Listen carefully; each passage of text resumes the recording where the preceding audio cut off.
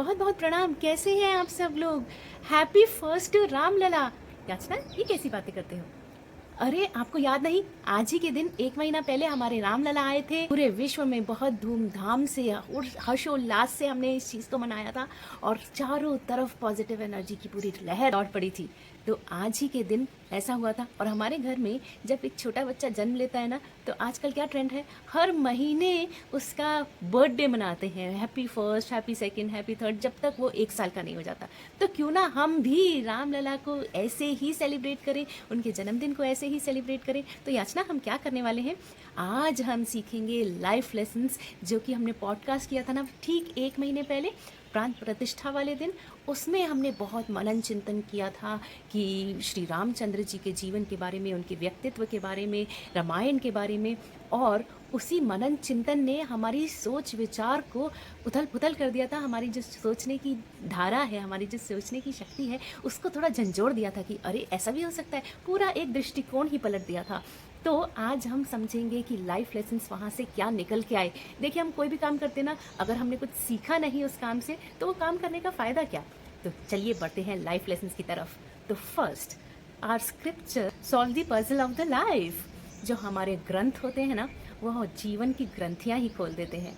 मतलब देखिए, एक पुस्तक, सामान्य पुस्तक हमने पढ़ी, कोर्स की पढ़ी या जो भी हमने पढ़ी, उससे हमको जानकारी तो बढ़ती है। शायद हमारा सोशल स्टेटस भी बढ़ जाए, हमारा इकोनॉमिकल स्टेटस भी बढ़ जाए, और बहुत सारी चीज़ें ऐसी जो कि सामाजिक दृष्टिकोण से हमको मिल सकती हैं, जैसे एक नया करियर, एक नई नौकरी। बट जब हम ग्रंथ को पढ़ते हैं, जब हम ग्रंथ के अंदर का ज्ञान लेते हैं, तो वो हमें सिखाता है कि जीवन को जीना कैसे है, दूसरों के साथ कैसे व्यवहार करना है, अपने साथ कैसे व्यवहार करना है, और हमारी सोच क्या होनी चाहिए। हमको प्रॉब्लम सॉल्विंग अप्रोच आनी चाहिए। उस तरह की जो भी जीवन के पजल्स होते हैं, वो कैसे सॉल्व करते हैं हम, ग्रंथ पढ़ के। तो बहुत ज़रूरी है कि अपने जीवन में कोई भी एक ग्रंथ लें और हम उसको पढ़ना शुरू करें। जैसी भी स्पीड हो, एक पेज रोज़ का भी पढ़ाना, तो 1 साल में हमारा शायद जीवन ही परिवर्तित हो जाए।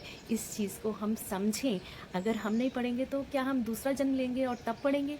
कब पढ़ेंगे हम मानव रूप में हमने जन्म लिया है। तो बहुत ज़रूरी है अपने ग्रंथों को भी खोलना और उनको भी पढ़कर उनको भी समझने की कोशिश करना।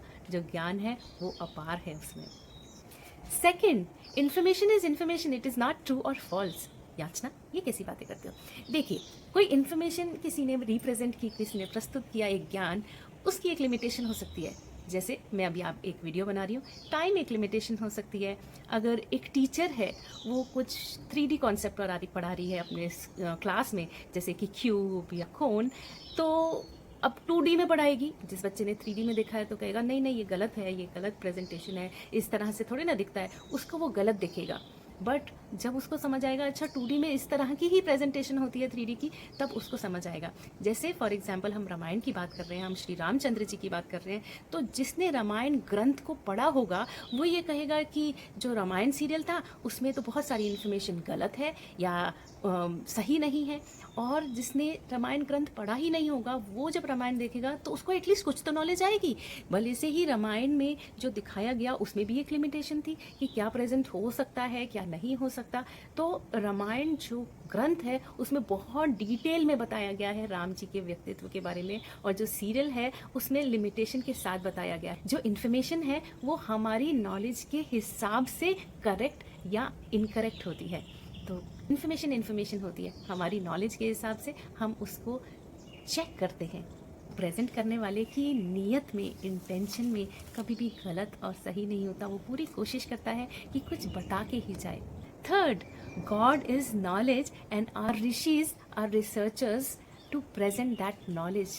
तो भगवान ना एक ज्ञान है, और जो हमारे ऋषि मुनि तपस्या करके अपने टाइम और स्पेस की लिमिटेशन को हटा के वो रिसर्च करके उनके वो ज्ञान लेकर आकर हमें प्रेजेंट करते हैं, ये एक बहुत गहरी बात है। अगर हमारे पास ज्ञान है उस तरह का, तो हम उस तरह की क्वालिटीज़ भी अपने अंदर ले लेंगे। और फिर वो होता है ना कि ये पुरुष से महापुरुष हैं, या ये एक भगवान समान है, या एक गुरु समान है। वो कैसे? क्योंकि उनके पास ज्ञान है।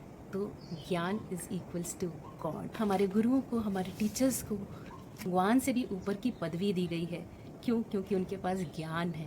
Fourth, if we want to develop divine within, we should not see the flaw in others, we should not blame others. क्या होता है कि अगर हम ईश्वरीय शक्ति को, वो ईश्वरीय तत्व को अपने अंदर ग्रहण करना चाहते हैं, तो हमेशा हमें ना पॉजिटिव वाइब्स में रहना होगा, उस एनर्जी को कैरी करना होगा, उस एनर्जी को बहुत संभाल के मेंटेन करना होगा। और जब हम दूसरों में ब्लेम देखते हैं, दूसरों की लिमिटेशन देखते हैं, उनमें शॉर्टकमिंग देखते हैं, तो हम एक तरह से वो नेगेटिव एनर्जी को आंकलन करके, उसकी एनालिसिस करके, उसको देखकर और फिर पिन पॉइंट कर रहे हैं। तो instead of that we should pinpoint their positivity, their positive things. तो अगर वो ईश्वरीय तत्व हमें जगाना है अपने अंदर और निरंतर जगाते रहना है, तो हमें सिर्फ़ और सिर्फ देखना होगा कि पॉजिटिव क्या है और किस तरह से है, दूसरों में भी और एक सिचुएशन में भी। बहुत गहरी बात है, ध्यान से समझिएगा। Fifth, we enhance our abilities as per our situations। क्या ना, ये क्या बात हुई? हमारी एबिलिटी सिचुएशन के हिसाब से कैसे हम एनहांस करते हैं? इस चीज़ को हम अपनी आम रोज़मर्रा की ज़िंदगी के हिसाब से समझते हैं। अगर हम रोज़ कैसा खाना बनाते हैं? एक सिंपल साधारण सा रोटी सब्ज़ी दाल टाइप्स।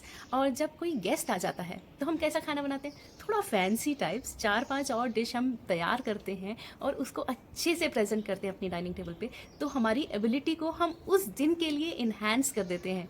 ऐसे ही जब राम जी आए का अवतरण हुआ इस पृथ्वी पर, तब जो नेगेटिव एनर्जी थी वो देश के बाहर थी, तो 12 कला लेकर आए। जब कृष्ण जी आए तो क्या हुआ?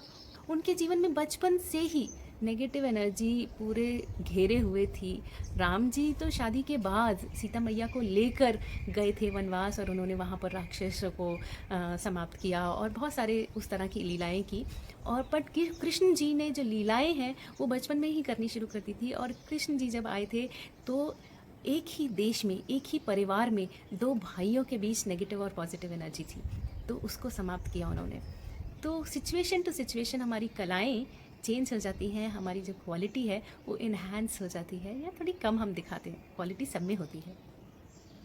Sixth, we change our energy from negative to positive just by thoughts. Yachna, ये कैसे? देखिए, अभी अगर मैं धूप में खड़ी हूँ तो मैं कहूँगी यार कितनी धूप है, हाउ सनी इट इज़, मैं टैन हो जाऊँगी। तो ये मेरा नेगेटिव थॉट है और मैं परेशान होती रहूँगी। और जैसे ही थॉट चेंज हुआ, सिचुएशन सेम है बट हमने थॉट चेंज किया और हमने कहा अरे वाह कितनी अच्छी धूप है, मुझे विटामिन डी मिल रहा है, तो वही सिचुएशन पॉजिटिव हो गई विद पॉजिटिव एनर्जी। और विटामिन डी मिल रहा था, पहले भी मिल रहा था, बट जब हमने उस चीज़ को सराहा, उस चीज़ पे विचार किया, तब वो जो एनर्जी फ्लो हुई हमारे अंदर वो पॉजिटिव हो गई। इसको एक और उदाहरण की तरफ से समझते हैं। हम मंदिर में जाते हैं, एक छोटा बच्चा कह सकता है कि अरे मैं पैसे क्यों चढ़ाऊँ, भगवान क्या पैसों के भूखे हैं, मेरे को पैसे क्यों चढ़ाने हैं मंदिर में। और वही वो जब बड़ा हो जाएगा बच्चा तो वो समझेगा कि अच्छा मैं पैसे चढ़ाता हूँ, ये पुजारी जो है ना वो भगवान की सेवा करते हैं दिन रात, ये जो और वर्कर्स हैं, क्लीनर्स हैं, या जो भी मंदिर में मेंटेन कर रहे हैं वो यहाँ पर सेवा करते हैं दिन रात, तो उनको भी तो कुछ सैलरी चाहिए या उनका भी तो घर चलेगा। तो जो मैंने भगवान को चढ़ाया वो इस मंदिर की मेंटेनेंस में खर्च होगा। तो देखिए पहले क्या था, पहले हमें एक शिकायत थी, अरे हम क्यों चढ़ाएं, भगवान को चढ़ावा क्यों चाहिए, भगवान को क्या चढ़ावा सही में चाहिए। हम उसको नेगेटिव एनर्जी में कन्वर्ट कर रहे हैं भगवान को जब हम पैसे चढ़ा रहे हैं। और जब हमने सोचा कि नहीं ये तो मंदिर की मेंटेनेंस में काम आएगा, ये इतनी पॉजिटिव एनर्जी फील्ड है, ये हाई एनर्जी प्लेस है और इसको भी मेंटेन करना होता है और इसकी मेंटेनेंस में काम आएगा, तो हम कितना पॉजिटिव होके हम चढ़ावा चढ़ा रहे हैं, है ना। तो ये हमारे थॉट प्रोसेस है जो पूरा गेम चेंज कर देता है।